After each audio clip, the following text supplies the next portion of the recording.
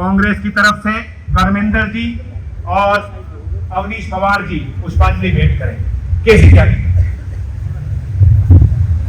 एक minute sir, एक minute आप लोग थोड़ा पीछे हो जाए, वो फेस उधर नहीं आएगी, तस्वीर नहीं आ रही ना। सभी साथियों, पश्चिमी उत्तर प्रदेश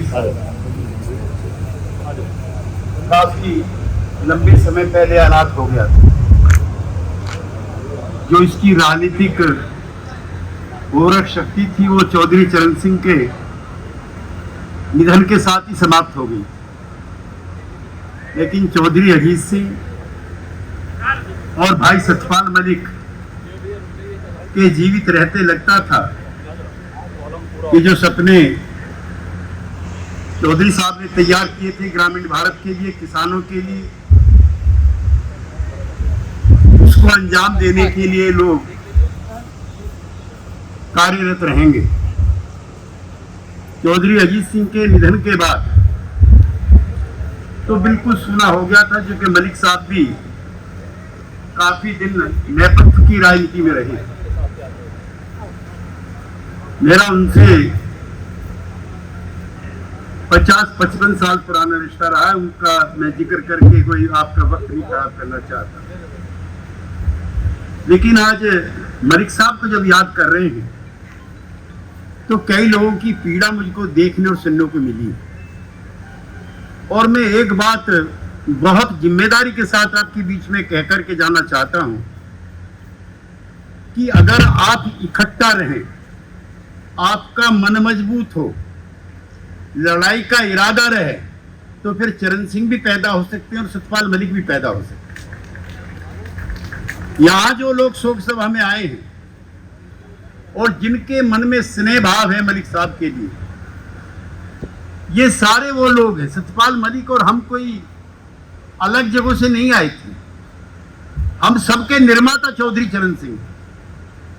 अब हमारे जैसा चौधरी साहब का अनुयायी बिहार चला गया, राज्यसभा का चुनाव लड़ने के लिए, चुके आप 50 जगह बट गए, आप कमजोर हो गए, आपको अपनी ताकत का पता नहीं था।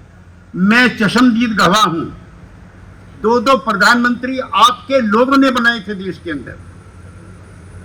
मुरारजी भाई प्रधानमंत्री बने थे तो आपकी ताकत से, वीपी सिंह प्रधानमंत्री बने थे तो आपकी ताकत से, 7-8 राज्यों में मुख्यमंत्री थे तो आपकी दी हुई ताकत थी, 50 मंत्री बनते थे देश में, पश्चिमी यूपी में, उत्तर भारत में, आपकी देन थी। और माफ करना, आप अलग हुए, आप बटे। अब गांव की प्रधानी के भी लाले हैं बहुत सारे लोगों के लिए। इकट्ठे हो, वही ताकत थी आपकी। चौधरी साहब का इस्तीफा हुआ था, कोई कहता 50 लाख, कोई कहता 1 करोड़, कोई कहता है कि चीन के माओसुन से भी बड़ी जनसभा आपने दिल्ली में की। गांव से ग्रामीण महिला टोलियों में बैठी बैठी गाना गाती हुई आती थी, चरण सिंह वीर रणधीर तेरा इस्तीफा किसने मांगा।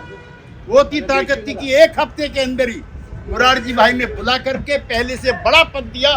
वो ताकत थी पश्चिमी यूपी की, जो आज कमजोर पड़ गई। मैं मलिक साहब को भी याद करते हुए ये बात कहना चाहता हूं कि कितने ही मलिक, कितने ही और बड़े नेता आप पैदा कर सकते हो, लेकिन जरूरत है आपके इकट्ठा रहने की, जो आज की तारीख में नहीं। किसी को क्या गाली आप देना चाहते हो, किसी की क्या आलोचना आप करना चाहते हो।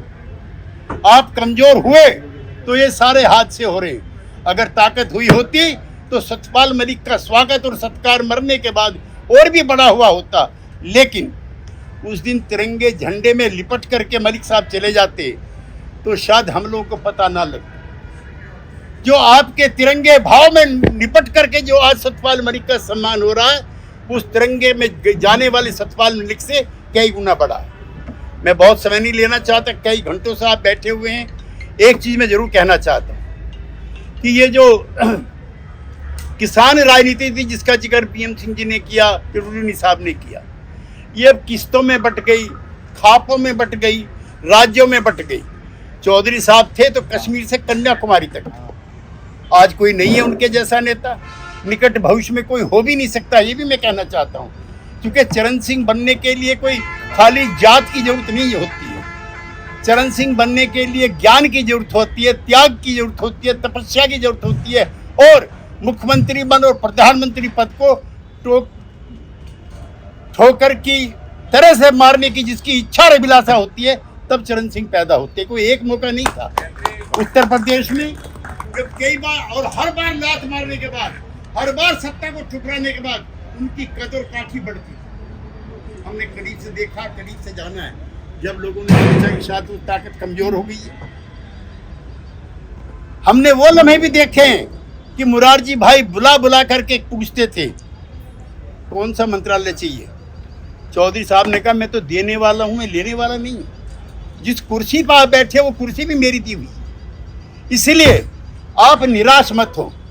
मलिक साहब आज हमारे बीच में नहीं है, हम और भी मलिक जैसा पैदा करेंगे, लेकिन उसके लिए आपकी उत्सुकता और आपकी एकता की जरूरत है। जहां आप जिस दिन इकट्ठा हो जाओगे उस दिन फिर बड़े करिश्मे पैदा हो जाएंगे। अब इन इलाकों की पहचान बंद हो गई, बिल्कुल बंद हो गई। कितने मंत्री हैं आपके यहाँ के? चौधरी चरण सिंह जब राजनीति में 67 के बाद आए हैं, उसके बाद आपके रुतबे और कद बढ़े हैं। दोनों हमारे मित्र एमएलए रहे हैं, इनसे पूछो। जब लखनऊ में जाते थे तो पूछते थे कहाँ के रहने वाले हो, बताया यहाँ के रहने वाले हैं, तो चाय भी मुफ्त मिलती थी।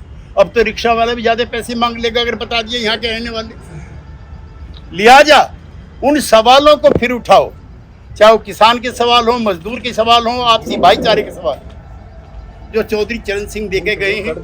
हम और सतपाल मलिक बैठे हुए सामने हमारे आधा दर्जन मित्र और भी हैं, सब उन्हीं की दी हुई देन है।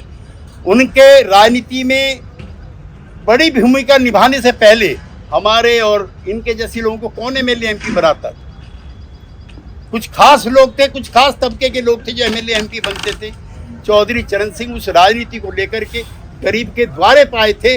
आज गरीब के द्वारे से हट करके वो राजनीति अमीर के द्वारे पर जा रही है। इसलिए आपकी एकता की जरूरत है कि उस राजनीति को दोबारा गरीब के द्वारे पर ले जाना है, तो चौधरी चरण सिंह के रास्ते के अलावा कोई रास्ता नहीं है। बहुत बहुत धन्यवाद।